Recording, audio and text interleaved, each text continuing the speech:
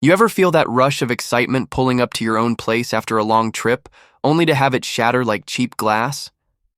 That's how it hit me, hard and unexpected, when I cut my vacation short by a few days.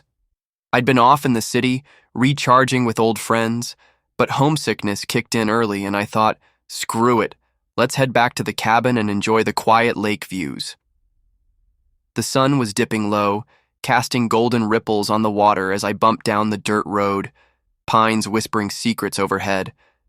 My little slice of paradise, a cozy log cabin I'd poured my savings into, far from the city's chaos.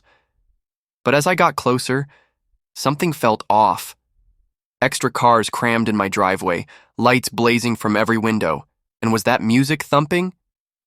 I killed the engine, grabbed my duffel, and approached like I was sneaking into my own home.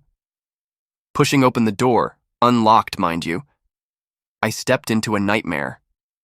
There, in my living room, lounging on my plaid couch like he owned the deed, was a burly guy in a tank top, feet up on the coffee table, chugging what looked like my last beer. Kids, two of them, teenagers, were sprawled on the floor, controllers in hand, my gaming console hooked up to the TV blasting some shooter game. In the kitchen, a woman was rooting through my fridge, pulling out leftovers I'd frozen before leaving, and heating them up like it was family dinner night. And pinned to the cabinet door, a smug little note. Took the liberty of checking on your property. Changed the locks for security. Regards, Mrs. Harlan, HOA President. My blood ran cold. This wasn't a break-in. This was an occupation. I stood there, jaw slack, trying to compute if I'd stumbled into the wrong cabin, or if the jet lag had me seeing things. Before I could bark out a, "What the hell?" in sweeps Mrs. Harlan herself, the infamous HOA Karen of our lakeside community, clad in her signature floral blouse, iced coffee in one hand, phone in the other. She's the type who fines you for a blade of grass out of place, rules the neighborhood meetings like a dictator. She freezes, eyes narrowing, then without missing a beat, dials 911. "There's an intruder in my cabin," she wails into the phone, voice pitching high for drama, her family nodding along like trained seals. "He's breaking in! Send help quick!" Me? I'm fumbling for words, dropping my bag, yelling that this is my cabin, my stuff they're trashing. But she's already herding her clan behind her, playing the damsel, while her husband glares at me like I'm the criminal. Cops arrive in a screech of sirens, two deputies looking as confused as I felt. Mrs. Harlan meets them at the door, tears welling artfully, spinning a yarn about how I'd abandoned the place, how the HOA had rules for vacant properties, and she'd been authorized to oversee it. She waves a paper, some bogus HOA form she'd probably printed herself, claiming emergency access. I try showing my ID, the property deed on my phone, utility bills, but she interrupts, snatching at my screen, calling it all forged. The kids chime in, "He just barged in."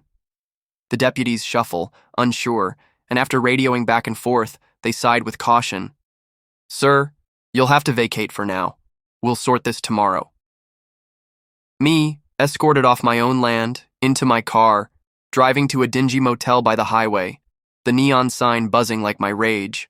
That night, steam building, I vent to my buddy Jax, a sharp paralegal who'd helped me buy the cabin. "This is insane," he says. "We'll nail her." I film a quick rant on my phone, the note, the cars, the whole mess, and post it online, tagging the community group. Didn't think much of it, just blowing off steam, but by morning, it's exploding. Shares, comments, outrage pouring in. HOA tyrants strike again. "That's your cabin, fight back," Mrs. Harlan counters with a blistering post, accusing me of slander, threatening lawsuits, but the tide's shifting. Neighbors DM me their tales, fines for nothing, her family always getting perks. Then, a tip from an anonymous account. "Check her past. She did this in Willow Creek. Talk to Rita." Jax and I dig in, coffee-fueled and determined. Willow Creek's an hour away, another lakeside spot. Rita's a retired teacher, guarded at first, but when I share my story, her walls crack. "That woman ruined us," she whispers, pulling out a file of old emails and minutes. Mrs. Harlan had been HOA VP there, embezzling dues for improvements that never happened, pocketed for her family's vacations, even squatted in empty homes during disputes. Rita fought back, got blackballed, lost friends. But she had proof. Bank stubs, witness statements, and a name, her silent partner, initialed TH. Maybe her brother? We compile it all, my video going mega viral now, news outlets sniffing around. The climax hits at the emergency HOA meeting Mrs. Harlan calls, trying to rally her troops. The community hall's packed, tension thick as fog off the lake. She's at the podium, voice steady, painting me as the villain. "This man's a liar, defaming our good name." Her family sits front row, smug smiles fading as whispers ripple. I stand up, Jack's beside me, Rita in tow with her file. "Let's set the record straight," I say, projecting my video on the wall, the invasion, the note, the cops. Gasps echo. Then I read from Rita's docs, fake invoices, missing funds, her history of takeovers.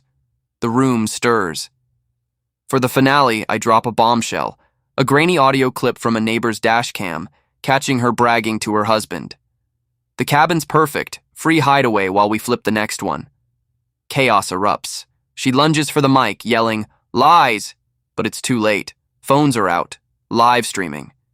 And in walk the authorities, not local cops, but state investigators, badges gleaming. They'd been tipped off by the viral storm, cross-referencing Rita's old complaints. Turns out, Mrs. Harlan wasn't just a bully. She was running a scheme, falsifying HOA records to seize properties, selling them under the table, her family in on the grift. They cuff her right there, her husband sputtering excuses, kids wide-eyed and silent.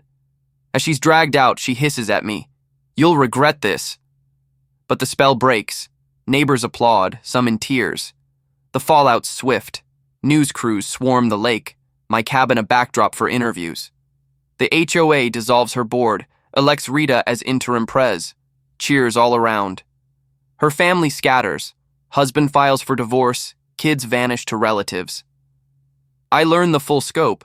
TH was her brother, the fixer behind the forgeries, now facing charges too. They'd targeted my cabin thinking I'd be gone longer, using it as a base to scout more marks. Cleaning up takes weeks, new locks, scrubbed floors, but every fix feels like victory. I host a bonfire bash, Jax, Rita, supportive neighbors, toasting marshmallows under stars, stories flowing like the lake's current. Then, one quiet evening, a package arrives. An old USB from her ex-husband labeled Truth. It's her emails, confessing desperation, debts from bad investments, using power to claw back control. Twisted, yeah, but human. I could leak it, amp the hate, but nah. She's behind bars, justice rolling. Instead, I delete it, focus on peace. Wrapping my saga in a final video, I thank the online army. Standing against bullies ain't easy, but together, unstoppable. So, was this win enough, or do HOAs need a total overhaul? Drop your thoughts below. Got your own HOA horror? Spill it. We're listening.